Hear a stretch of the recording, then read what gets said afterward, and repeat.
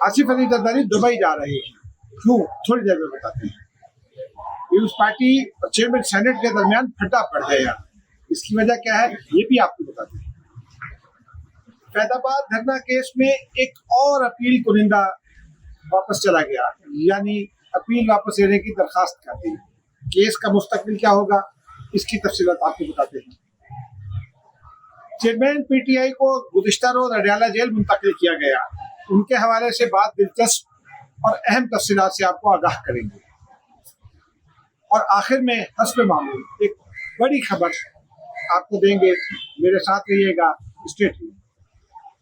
नाज़रीन, मैं हूँ एजाज अहमद और आप मेरा प्रोग्राम देख रहे हैं, मेरा व्लॉग देख रहे हैं नया दौर पर। नाज़रीन, इससे पहले कि हम खबरें शुरू करें, एक रन डाउन की खबर रह गई, वो आपको बताते हैं कि सुप्रीम कोर्ट ने राइट टू इंफॉर्मेशन में एक अहम नुक्ते पर अपना फैसला महफूज कर दिया। इसकी तफसीलात से भी आपको आगाह करेंगे। अब आते हैं खबरों की तरफ। आसिफ अली जरदारी बीमार हो गए, लाहौर में थे, बहुत पॉलिटिकल एक्टिविटी उन्होंने की, मसरूफियात उनकी काफ़ी रही। फिर उन्हें अपने मोहरे भी जरा सेट करने थे, और फिर कुछ लोगों से बात भी करनी थी। उस तमाम एक्टिविटी में उम्र के इस हिस्से में उनको दिल का अर्जा भी लाहक है, शुगर का अर्जा लाहक है, ब्लड प्रेशर का अर्जा लाहक है। तो उससे उनकी तबीयत कुछ ख़राब हुई, गुज़िश्ता रोज़ तबीयत कुछ ख़राब हुई, तो फिर उन्हें कराची ले जाया गया। इस वक्त वो बिलावल हाउस कराची में है। तबीयत उनकी काफ़ी ख़राब है, बहुत संजीदा नहीं है लेकिन काफ़ी ख़राब है, और इस बात का तकादा करती है कि उनको फौरी तौर पर ट्रीटमेंट दिया जाए। लेकिन इस वक्त एक और इशू भी उनके साथ चल रहा है। आसिफ अली जरदारी ने चंद सालों पहले स्टंट डलवाए थे दिल में, और ये स्टंट दुबई में डले थे। ये स्टंट उस वक्त डले थे जब वो सदर मुमलिकत हुआ करते थे, और जनरल पाशा जो है वो ISI चीफ थे, और दोनों के दरमियान कुछ इख्तिलाफ भी चल रहा था। लेकिन आसिफ जरदारी गए दुबई, स्टंट्स डलवाए और वापस आ गए थे। उस वक्त भी ये चल रहा था कि शायद आसिफ जरदारी फरार हो गए, लेकिन वो वापस आ गए थे। बहरहाल अल्लाह ताला उनको सेहत दे, हम यही कह सकते हैं। मुल्क के सियासतदान हैं, इल्ज़ामात अपनी जगह, लेकिन बहरहाल क्या किया जा सकता है। नाज़रीन, अब अगली खबर की जानिब आते हैं। पीपल्स पार्टी की खबर पर बाद में बात करेंगे। फैजाबाद धरना केस में पैमरा ने भी एक अपील दायर कर रखी थी नजरसानी की। वही धरना केस जिसका फैसला चीफ जस्टिस फायद ईसा ने दिया था, और अब चीफ जस्टिस वो खुद हैं। पैमरा ने अपनी दरखास्त में एक मुतफर्रिक दरखास्त दायर की है। उन्होंने आज ये अदालत उज़्मा को आगाह किया है कि वो इस नजरसानी की दरखास्त की पैरवी नहीं करना चाहते, इसलिए हमें अपनी अपील वापस लेने की इजाज़त दी जाए। यानी अब 3 हो गए, पहले IB चली गई वापस। शेख रशीद ने दरखास्त कर दी कि गैर मुअय्यना अरसे के लिए मुलतवी कर दी जाए, क्योंकि इस केस में जान नहीं है। अब अहम तरीन जो है वो पैमरा वो वापस चली गई। अब शायद 1-2 लोग रह गए हैं। वज़ारत दिफा की एक अपील थी, हो सकता है वो भी वापस ले लें, क्योंकि अब इतने फरीकैन की जानिब से अपील वापस लेने का मतलब ये है कि कुछ ना कुछ बिहाइंड द सीन चल रहा है। और अब मुझे मुश्किल दिखाई देता है कि इसके ऊपर मज़ीद कोई कार्रवाई हो। अब कल ये केस ज़ेर समाअत आना है, चीफ जस्टिस ने खुद समाअत करनी है, लेकिन देखते हैं कल अदालत में खड़े होकर जो मज़ीद जो अपील कुनिंदा है उनके वकला क्या कहते हैं, उसके बाद ये फैसला होगा। लेकिन मुझे ये लगता है कि कल इस केस का आखिरी दिन होगा। हो सकता है मैं गलत हूँ या अदालत के हवाले से मेरी अंडरस्टैंडिंग गलत हो, लेकिन इस मामले की मज़ीद तफसीलात अब कल ही मालूम हो सकती है। नाज़रीन, अब आते सुप्रीम कोर्ट के का जो मैंने आपको रन डाउन में आखिर की खबर बताई थी, ये बहुत इंपॉर्टेंट खबर है। राइट टू इंफॉर्मेशन कमीशन में एक शहरी है मुख्तार अहमद साहब, उन्होंने कुछ अर्सा पहले कुछ जजेस के हवाले से मालूमात मांगी थी। कमीशन ने सुप्रीम कोर्ट को लिख दिया, लेकिन रजिस्ट्रार सुप्रीम कोर्ट ने कमीशन में पेश हुए। इस केस की आज समाअत थी। चीफ जस्टिस ने इस्तफसार किया दरखास्त गुजार से कि वो ये क्यों कर रहे हैं। उन्होंने कहा कि जी मैं अपनी मालूमात के लिए कर रहा हूँ, और मैं पाकिस्तान में आइन और कानून की बालादस्ती चाहता हूँ, तो इसलिए मुझे ये मालूमात चाहिए।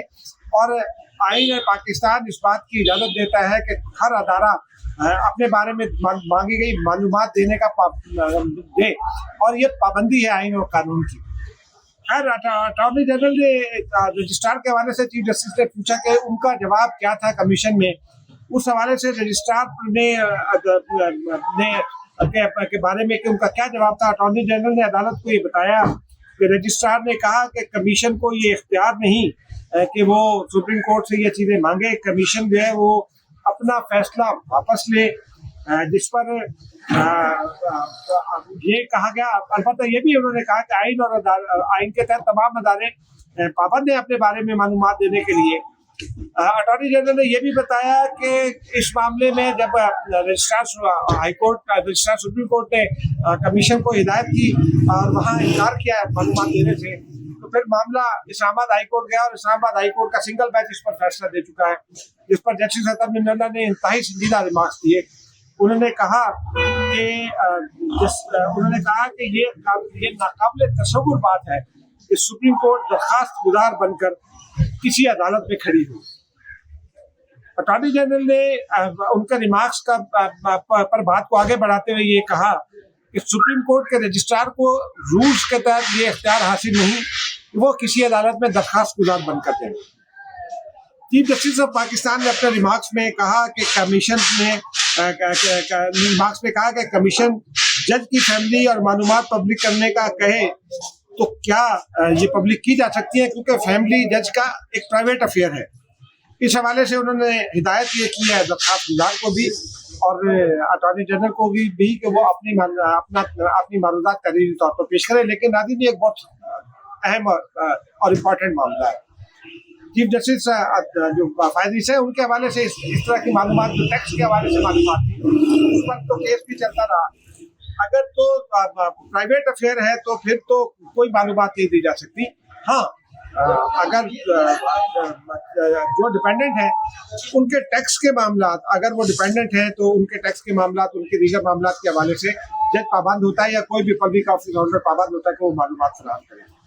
नाज़रीन, अब आते एक और अहम खबर की जानिब। पाकिस्तान पीपल्स पार्टी ने कुछ रोज पहले एक जमा कराई थी अदालत में रिक्विजिशन, माफ कीजिएगा, सेनेट पे। पीपल्स पार्टी का ये कहना था कि जड़ावाला में जो हमला हुआ है, जिस तरह चर्च को जलाया गया, मसीह बस्ती को जलाया गया, उस पर बहस करना इंतहाई जरूरी है।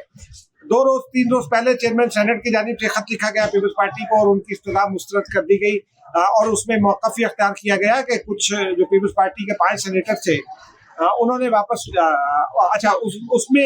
उस खत में कोई मौक़िफ़ नहीं इख्तियार किया गया, सिर्फ उन्हें आगाह किया गया कि उनकी दरखास्त मुस्तरद की जाती है क्योंकि ये रूल्स के मुताबिक नहीं है, और वो रूल्स भी कोट किए थे चेयरमैन ने। उस पर आज जब पीपल्स पार्टी की जानिब से जो उनका इलेक्शन सेल है उसके इंचार्ज है ताज हैदर साहब, उन्होंने चेयरमैन सेनेट को दोबारा और सेनेट सेक्रेटेरिएट को खत लिखा है। उनका ये कहना था कि हमें फोन पर सेनेट सेक्रेटेरिएट की जानिब से ये बताया गया कि 5 सेनेटर्स ने दस्तखत वापस ले लिए और ये नहीं बताया गया कि वो 5 सेनेटर कौन है, हमने नाम पूछे ये भी नहीं बताया गया। उन्होंने कहा कि ये भी नहीं बताया गया, हमने ये भी सवाल उठाया है कि क्या इन सेनेटर्स ने तहरीरी तौर पर दस्तखत वापस लेने की दरखास्त की है, क्योंकि पार्लियामान में या किसी भी सरकारी इदारे में ज़बानी दरखास्त की कोई अहमियत नहीं है। पार्लियामान के फ्लोर पर अगर आप खड़े होकर ज़बानी दरखास्त करते हैं तो रूल्स के मुताबिक उसको लीगल तस्वुर किया जाएगा, अदरवाइज वो ज़बान लीगल नहीं है।